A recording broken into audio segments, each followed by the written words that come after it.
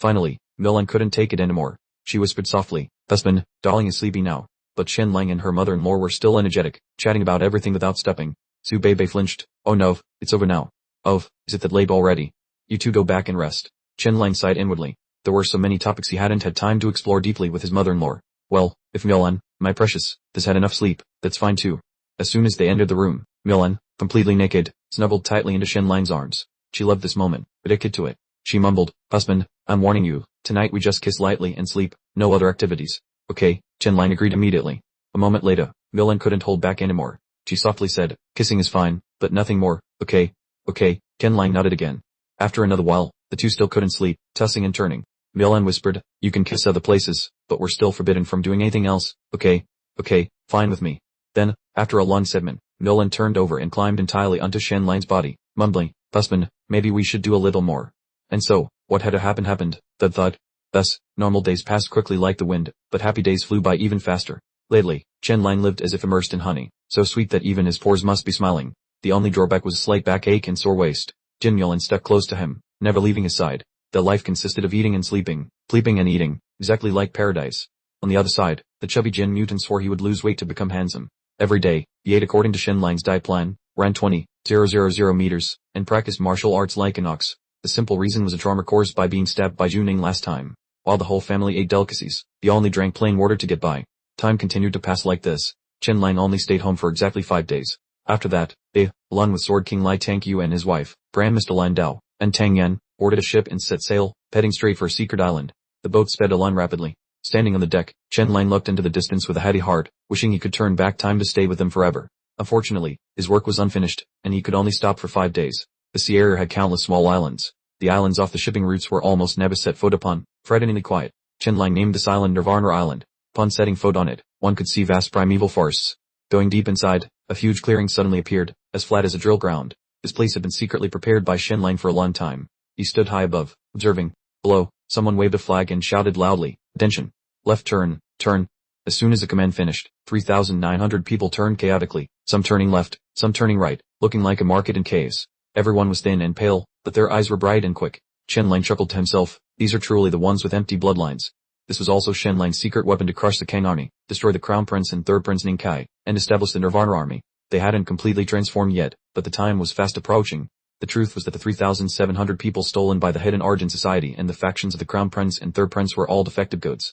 Shenlang excitedly said to Grandmaster Landau, "Grandmaster, this is the army I want you to train. They will utilize your archery skills to become incredibly powerful, transforming into the strongest army in the world." Grandmaster Landau was so shocked he was speechless. He didn't understand why Shenlang trusted a useless person like himself so much. At the same time, the State King immediately issued a decree, the case of Zhangzi whose corruption was merely a groundless rumor. However, even if innocent, one must learn a profound lesson. If you have faults, correct them. If not, try to keep it that way. Danzi, who prostrated himself in gratitude, conveniently submitting a self-criticism moral several thousand characters long, written as if in a trance. The State King then immediately appointed him as the chief military governor of the Western region.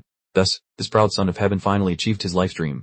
Although deep down he was slightly bitter because he should have been promoted at 39, he was unexpectedly tormented for half a year and only took office at 40. Despite being a bit late, he still had a smile. The conflict between the State King and the Crown Prince's faction temporarily froze. The situation was like the calm before the storm, silent on the outside but roaring within. On April 3rd, a high-ranking official returned to the capital, martial and city, Tet Chiat. From this point, Shenlang's greatest enemy officially appeared. He was the State King's favorite son, a heavyweight confidant. In the past, he contributed greatly to helping Ning Yuanxian ascend the throne. After Ning Yuanxian's ascension, Tet Chiat controlled the Black Order Guard for over a decade. Everyone feared his name. He was then transferred to Yan capital for nearly 10 years, serving as a high official who handled diplomacy, espionage, and befriended the nobility, essentially acting as both an ambassador and a ninja.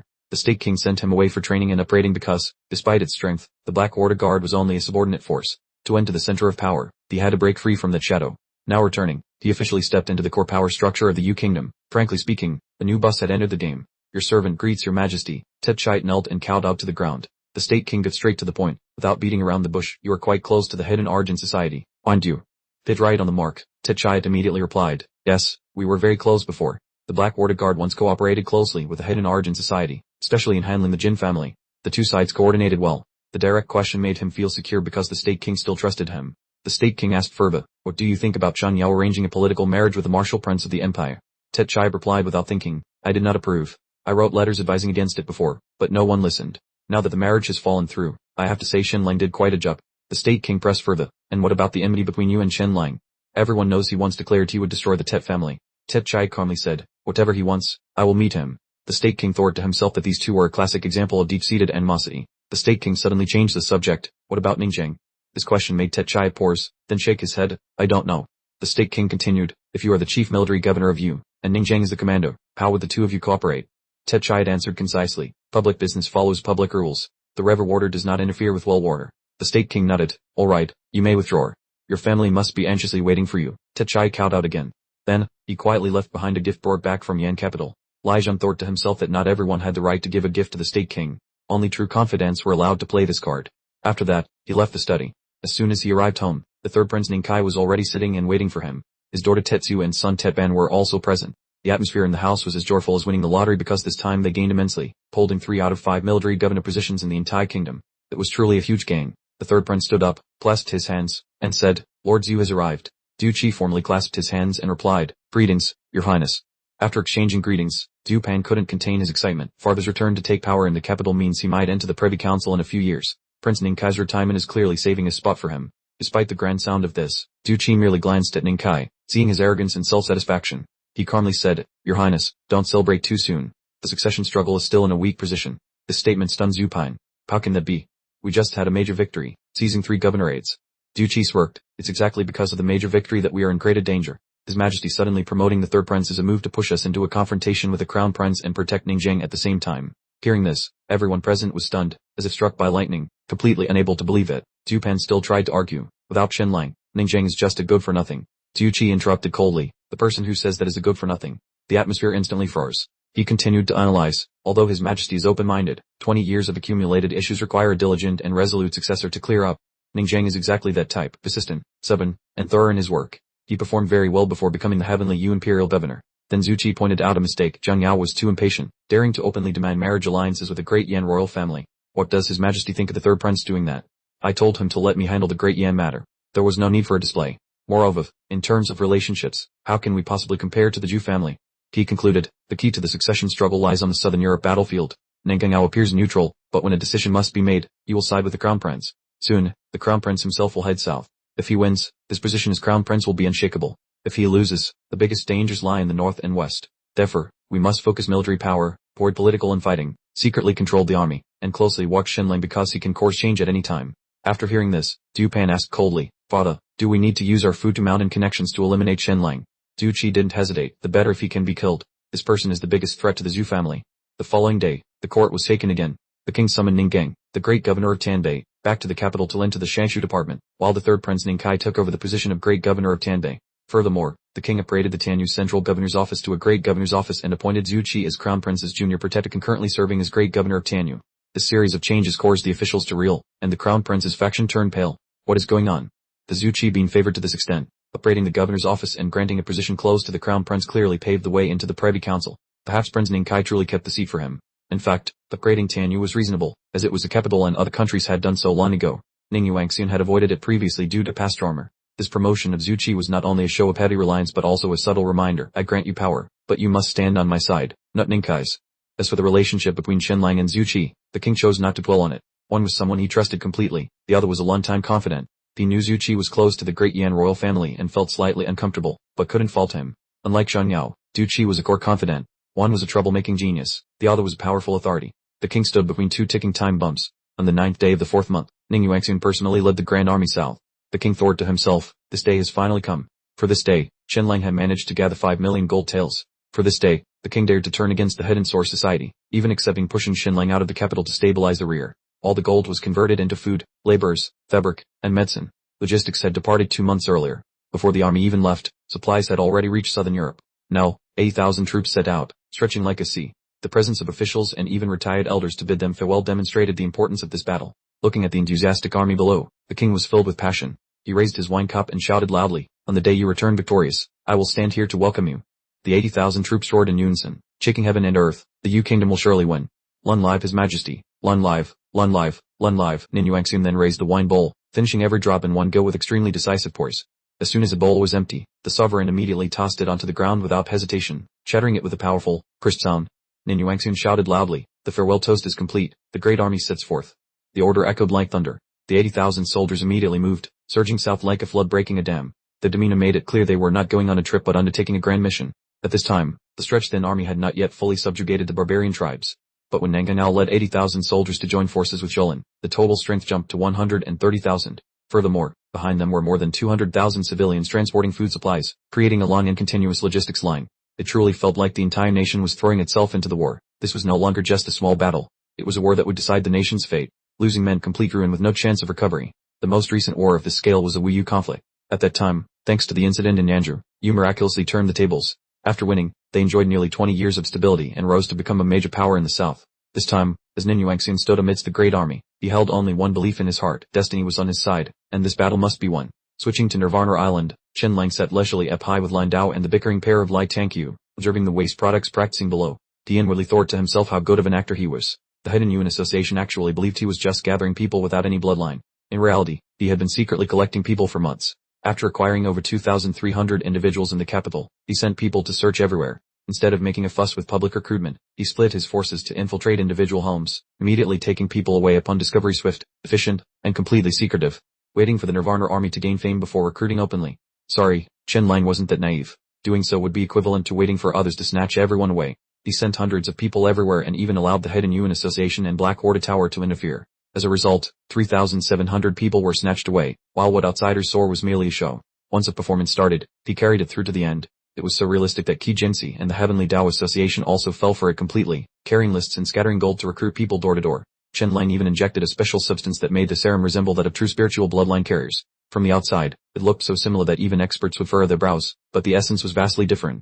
True spiritual bloodline carriers were slightly strange and quiet but extremely sensitive, whereas that group had slightly lower intelligence and fluctuating IQs. Therefore, his act was crucial. Because the Nirvana army had already caused a stir, it was heavily scrutinized. To create a surprise, they had to remain hidden. The deeper the hidden dragon goes, the more devastating its emergence will be. Only when no one knew about the second Nirvana army would it become a fatal blow on the battlefield. The 3,900 spiritual bloodline carriers were fed the best rations for 2 months, eating as well as a final game bus. However, their bodies remained so weak that they couldn't even draw the lightest bow. It wasn't that Chen Lang didn't want to upgrade them sooner, but he lacked materials. The low-grade golden bloodline ancient insects were scarce and took time to manufacture. Grandmaster Lan Dao looked on with a sigh, finding their physical weakness truly regrettable. Otherwise, they would have become the world's elite. These individuals had kind and sensitive dispositions, making them ill-suited for the battlefield, even with blood refinement. Chen Lang secretly smiled at this because the Grandmaster didn't know the secret of the Nirvana army and would only believe it once he saw it with his own eyes. Just then, Lai Changqiu spoke up. Grandmaster Lan Dao, rest assured, I have personally seen Master Shen's successful transformation. The old man became furious upon hearing this. You charlatan. You promised not to reveal my hidden abode, yet you led people right to my door to capture me. You give them the best food and make them study theories like parabolic trajectories, gravitational acceleration, and wind force, but their bodies are too weak to even draw the lightest bow. Even if they memorize everything perfectly and recite it in their sleep, it's useless. Chen Lang stood up and stretched, then calmly said, Grandmaster Lan Dao, don't rush. You will see clear results in a few days. After speaking, he stepped forward and shouted loudly, Second Nirvana Army Squad, return to barracks. Everyone lie down on the beds. Immediately, the group answered in unison, understood. Then, secret chests were quickly brought forward. As soon as the 3,900 people returned to the barracks, Chen Lang immediately began the process of bloodline transformation. An old man raised a tube of medicine and said, each person receives 100 tubes and is responsible for injecting 100 soldiers. This time, it wasn't a matter of individual burden. Over 100 people performed the procedure together. The process was familiar from last time, differing only in its much larger scale. The spiritual bloodline carriers offered no resistance. In their eyes, there was worry and unease, yet they were absolutely obedient. If told to lie down, they lay down. If told to extend their arm for injection, they did so. Their docility was so extreme it was chilling. When the low-grade golden bloodline ancient insects entered their bodies, a fierce pain erupted from within. It wasn't ordinary pain. It felt like being torn apart and put back together piece by piece. Grandmaster Lan Dao's jaw dropped, his eyes wide open, displaying an expression of utter disbelief. Clearly, everyone was contorted in pain, yet no one cried out or struggled. What kind of training is this? Half an hour later, all 3,900 people had finished their injections. Lan Dao still couldn't believe the scene before him. Chen Lang glanced at him, chuckling internally. The old man claimed disbelief, yet his eyes never left the sight, proving he still hoped for a miracle. Chen Lang then turned to him and said, Grandmaster, they need to sleep for 3 days. Now it's your turn. Lan Dao jumped in surprise, asking, my turn for what? Chen Lang replied succinctly, surgery. Upon hearing those 2 words, the old man immediately panicked. I won't do it. I won't do it. Don't touch me. He clearly understood that surgery involved cutting and rejoining nerves and tendons. Just hearing about it sent shivers down his spine. Over the years, he had accepted his fate. It wasn't that he hadn't wanted to stand up. He had tried before, enduring pain so severe he didn't want to live. Now, hearing that he had to go through it again, Terrifying memories flooded back. He panicked, saying, being paralyzed is fine now. I don't want to stand anymore. Do you know what paralysis feels like? The grandmaster immediately turned into a whining old child. The Sword King's wife standing next to him was stunned to see such a once majestic person reduced to this state. She turned to Lai Tangqiu and said coldly, if the old man acts like this again in the future, I will personally see him off. The Sword King's face froze when he heard this. He thought to himself, I'm not even old yet, but I already feel somewhat similar. So how exactly do we handle this kind of person? Very simple. Push him onto the bed, give him anesthesia, and 15 minutes later, he was as docile as a cat, lying still without moving. Chen Lang began the surgery. This operation wasn't large, but the difficulty level was extremely high. Just a slight deviation could mean complete failure. If he didn't have the brain system assistance, he wouldn't dare take the risk. No microscope was fine. The combination of eyes and the brain was sufficient. His two assistants standing beside him were the famous doctor and Tai Th led 1 EBF and Sword King Lai Tangqiu. All necessary medicines were prepared, and if light was insufficient, they used mirrors to reflect sunlight. Chen Lang took a deep breath, concentrating completely, and the surgery officially began. 5 Kan Gi led 1 EDD passed, and only half of the surgery was completed. After dealing with the 2 legs, he then dared to touch the hands. Chen Lang was so tired he almost collapsed. The result definitely wouldn't be as good as modern medicine because the small nerve fibers couldn't be stitched perfectly. Tools were lacking, and materials were makeshift. Fortunately, they had silk thread for sutures. Otherwise, you wouldn't know where to find any. After all, modern medicine sutures also come from silk protein, meaning that while ancient, it was still sufficient for saving lives. When Lan Dao woke up, the pain was sharp, like individual tendons being stretched taut. But this time, he neither screamed nor struggled. He lay still, his eyes strangely calm, and asked about the result. Chen Lang replied, consider it a success, but the specific outcome will be answered by time. After all, reattaching even a normal tendon takes a long time to recover, let alone regenerating both cut tendons from scratch. This isn't something that happens overnight. Lan Dao was silent for a long time before Chen Lang spoke softly. Lan Dao, thank you, his voice light but no longer whining. He had no resentment, no anger, nor did he dare to hope for great things. He simply realized that the person in front of him had poured all the heart and soul into him. The effect of Lan Dao's surgery wasn't immediately visible, but on the other side, the story of the 900 fake bloodline individuals was completely different. 3 days later, one by one, they woke up, and the moment they opened their eyes, the difference was immediately obvious without needing a check. Their bodies were completely transformed, strength skyrocketed, speed exploded, and reflexes and agility reached astonishing levels. All 900 individuals were reborn once more. Lan Dao was so shocked that he blurted out, no army in this world can achieve such results. This truly is the genuine Nirvana army, reborn from Nirvana. Chen Lang stepped forward and said, Grandmaster Lan Dao, your body has not yet recovered, so I will temporarily arrange for others to teach. They will now begin learning basic archery techniques and training their strength, speed, and agility. I'll give them 2 types of training daily. First, extreme weighted marching in a harsh environment. Second, continuously drawing and shooting arrows to train arm strength and sensitivity. Lan Dao listened, surprised. Just hearing about the kind of marching in a harsh environment makes one shudder. Nirvana Island spans hundreds of square kilometers, almost entirely virgin forest with no paths. It's filled with cliffs, rivers, streams, and rough, unpleasant terrain, no less challenging than southern Europe or the Salmon territory. It's also hot, teeming with venomous snakes and insects, an environment where normal people would want to turn back immediately upon entering.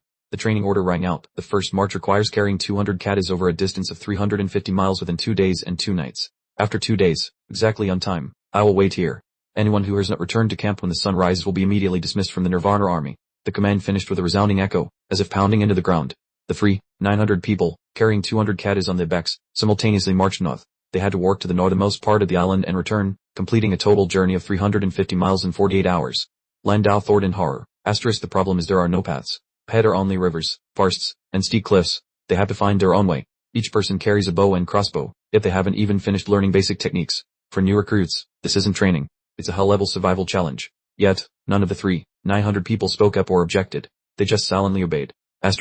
2 days later, Chen Lang, Lai Tangqiu, and especially Grandmaster Lan Dao were waiting on the training grounds. According to normal thinking, these individuals should be returning one by one, as individual stamina varies, similar to long-distance running. Being a few hours slower or faster is normal, especially for a 350-mile march. The sky gradually brightened, light spreading bit by bit, but the sun had not yet appeared.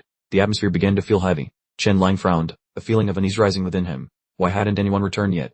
According to calculations, at least 95% should have made it on time. Exceptional individuals might even finish in 40 hours. But at this moment, not a single person appeared, not even one. What if they missed the deadline? Does that mean all 900 people must be dismissed from the Nirvana army according to military orders?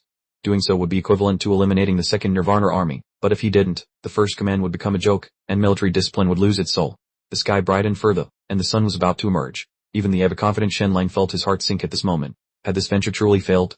Was he about to face immediate disappointment, or had something unexpected happened?